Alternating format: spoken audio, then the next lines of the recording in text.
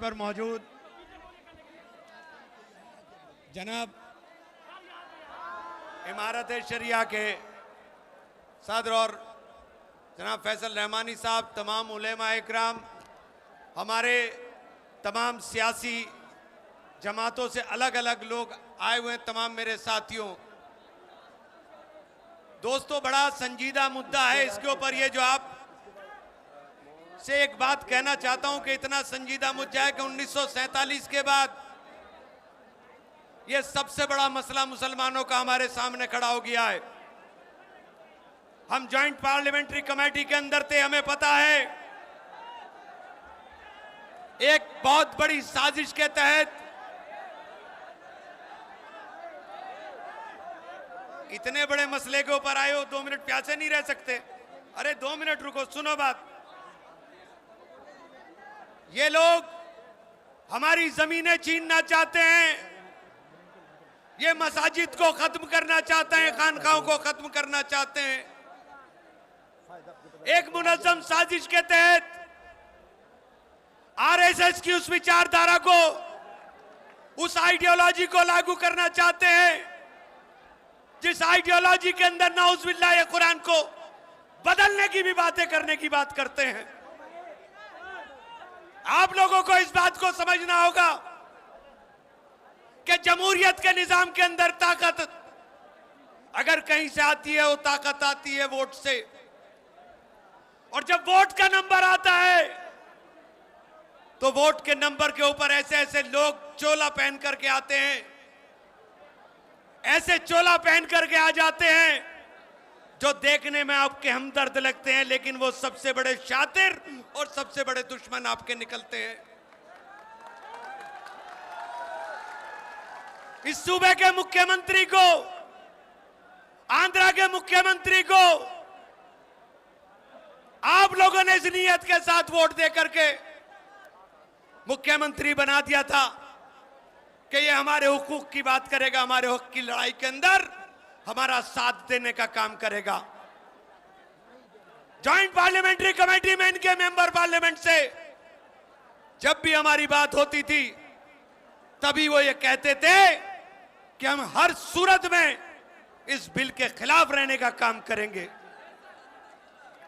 लेकिन जब मौका आया, अगर ये लोग चाहते, ये 2 पार्टियां चाह लेती सिर्फ, तो ये वर्ल्ड कानून नहीं बन सकता था, ये बिल पार्लियामेंट में पास होकर कानून नहीं बन सकता था। लेकिन इन लोगों ने, चाहे वो नीतीश कुमार जी हो और चाहे वो चंद्रबाबू नायडू हो, इन्होंने आपके वोटों का सौदा कर लिया। बिहार के लोगों, आपसे कहना चाहता हूं कि ये कानून अगर लागू हो गया तो नमाज कहां पढ़ोगे? मस्जिदें नहीं बचेगी तो नमाज कहां पढ़ोगे? और मर जाओगे तो दफनाए कहां जाओगे? इन्होंने एक पैगाम देने की कोशिश की, एक माहौल बनाने की कोशिश की, चाहे वो गृह मंत्री हो देश के, चाहे प्रधानमंत्री हो, कि हम मुसलमानों के अंदर पसमंदा मुसलमानों को रोजगार देने का काम करेंगे। मैंने एक बात पार्लियामेंट के अंदर भी पूछी थी कि एक जगह इस कानून के अंदर ये बताओ कि आपने कौन से मुसलमान की बात करी, कहीं पसमंदा हो, अगड़ा हो, पिछड़ा हो? मुसलमान तो एक होता है, मुझे तो समझ में नहीं आता। ला इलाहा इल्लल्लाह मुहम्मदुर रसूलुल्लाह, इसके अलावा अपने को कुछ समझ में नहीं आता। लेकिन ये आपके बीच में गलतफहमी पैदा करने की बात करी जाती है। मैं आप लोगों से आप कहने के लिए आया हूं, बिहार के लोगों, बिहार के गयूर मुसलमानों, तुमसे कहना चाहता हूं, बकरी की खाल पहने हुए भेड़ियों से होशियार हो जाना। बकरी की खाल पहने हुए इन भेड़ियों से होशियार हो जाना। ये नोच के डाल देंगे हमको। यहां सरकार बनानी है, इस नियत के साथ वोट डालना। कोई तुम्हारा भाई बीच में आकर खड़ा हो जाए वो भाई तुम्हारा हमदर्द नहीं, ये कन्हैया तुम्हारा हमदर्द हो सकता है, ये तय करके चले जाना। ये बात इसलिए कहना चाहता हूं कि सेकुलरिज्म के नाम के ऊपर भारतीय जनता पार्टी ने पूरे देश के अंदर नेताओं को पालने का काम कर लिया है। इन पले हुए नेताओं से होशियार हो जाना। ये जो पले हुए लोग हैं, इनसे होशियार हो जाना। ये कानून बन चुका है, लड़ाई सुप्रीम कोर्ट में, ये बिल नहीं बचा है। अब ये कानून बन गया है, लड़ाई सुप्रीम कोर्ट में है। अगर राज्य में सरकार बन जाएगी तो औकाफ की हिफाजत हो जाएगी। साथियों, ये समझ लेना। वक्त बहुत ज्यादा हो गया, मैं समझ रहा हूं, लेकिन मैं संजीदा मसले के ऊपर आपसे एक बात के साथ अपनी बात खत्म करूंगा कि हमारे आबाओ अजदाद ने जंग आजादी के अंदर लड़ाई लड़ी और यह आजाद कराया मुल्क।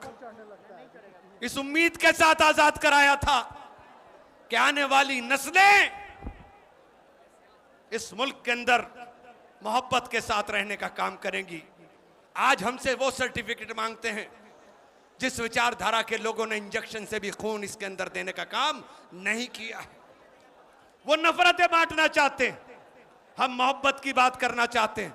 हमारे नेता राहुल गांधी ने बार बार इस बात को दोहराया है कि जब मुल्क का बंटवारा हुआ, मुल्क के बंटवारे के अंदर कांग्रेस ने गारंटी की थी मुसलमानों के हुकूक की हिफाजत की, और कांग्रेस उस गारंटी को लगातार कायम रखने का काम करेगी, उस गारंटी के ऊपर लगातार कायम रहने का काम करेगी। आप लोगों से इस उम्मीद के साथ इजाजत चाहता हूं कि दोस्तों, इस निजाम को बदलने के लिए, इस व्यवस्था को बदलने के लिए, ए बिहार के लोगों, तुम्हारे सामने एक बहुत बड़ा चैलेंज है। अगर तुमने इस निजाम को बिहार से उखाड़ करके फेंकने का काम कर दिया और उन भेड़ियों को जो बकरी के खाल बहन करके आपके बीच में आने की कोशिश करेंगे, पहचान लिया तो पूरे मुल्क के अंदर इन लोगों का जाने का वक्त आ गया है। बहुत बहुत शुक्रिया साथियों।